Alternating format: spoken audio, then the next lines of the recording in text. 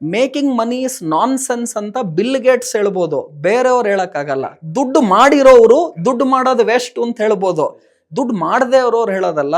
So ನನ್ನ ಪ್ರಕಾರ ದುಡ್ಡು ಮಾಡೋದು ತುಂಬಾ ಇಂಪಾರ್ಟೆಂಟ್. ಯಾಕೆ ಅಂದ್ರೆ ಇವತ್ತು ಅನೇಕ ಜನ ನಮ್ಮ ಸುತ್ತಮುತ್ತಲು ಇರುವಂತಹ ಕ್ರಿಟಿಕ್ಸ್ ಆಗಿರ್ಬೋದು, ನಮ್ಮನ್ನ ಅಯ್ಯಾಳ್ಸೋರ್ಗಾಗಿರ್ಬೋದು, ಇವ್ರು ಎಲ್ಲರಿಗೂ ಒಂದೇ ಉತ್ತರ ಏನ್ ಹೇಳುತ್ತೆ ಅಂದ್ರೆ ನಿಮ್ಮ success need not be only money.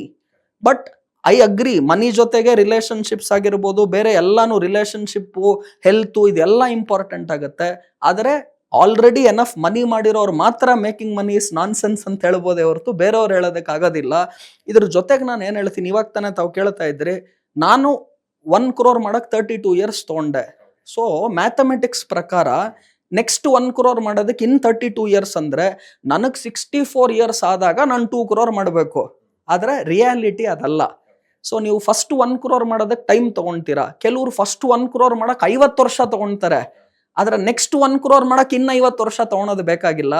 Money multiplies faster. So ನೀವು 1 ಕೋಟಿ ಮಾಡೋವರೆಗೂ ಕಷ್ಟ ಬೀಳ್ಬೇಕು, ಅದಾದ್ಮೇಲೆ ನೆಕ್ಸ್ಟ್ 1 ಕೋಟಿ ಬೇಗ ಬರುತ್ತೆ ಅನ್ನೋದು ತಿಳ್ಕೊಂಡಿದೀವಿ.